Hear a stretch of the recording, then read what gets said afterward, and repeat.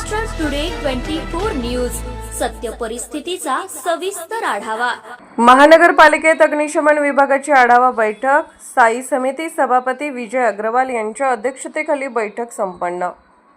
अकोला महानगरपालिकाद्वारे सोमवार दिनांक 16 मार्च 2026 रोजी स्थायी समिती सभापती विजय अग्रवाल यांच्याद्वारे त्यांच्या दालनात महापौर सौ शारदा रणजित खेडकर, उपमहापौर अमोल गोगे आणि सभागृह नेता पवन महल्ले यांच्या विशेष उपस्थितीत अग्निशमन विभागाची आढावा सभा घेण्यात आली।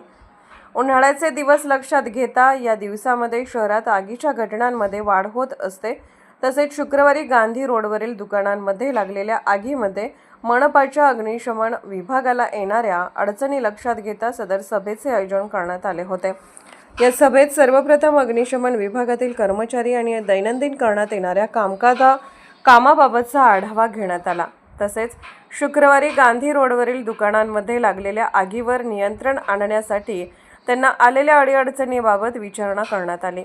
अकोला शहरातील क्षेत्रफळ आणि लोकसंख्या विचारात घेऊन आग विझवण्याच्या कामामध्ये पाण्याचा तुटवडा होऊ नये यासाठी सिटी कोतवाली जवळील हायड्रंट व्यतिरिक्त मनपा क्षेत्रात जुने शहर येथील हरिहरपेठ, अकोटफैल आणि सिटी कोतवाली जवळील गणेश घाटावर नवीन हायड्रंटची व्यवस्था करणे, तसेच गरज असल्यास शहरातील खाजगी विहीर अधिगृहीत करून त्यावर हायड्रंट सुरू करणे, कर्मचाऱ्यांना गणवेश व लागणारे इतर साहित्य पुरवणे, ज्या गाड्यांचे इन्शुरन्स संपले असतील ते तातडीने करणे, आगीचे कॉल रिसीव्ह करण्यासाठी BSNL व्यतिरिक्त दुसऱ्या कंपनीच्या फोनची व्यवस्था करणे, नवीन गाड्या घेण्यासाठीचे प्रस्ताव तयार करणे आदी सूचना यावेळी स्थायी समिती सभापती यांनी दिल्या।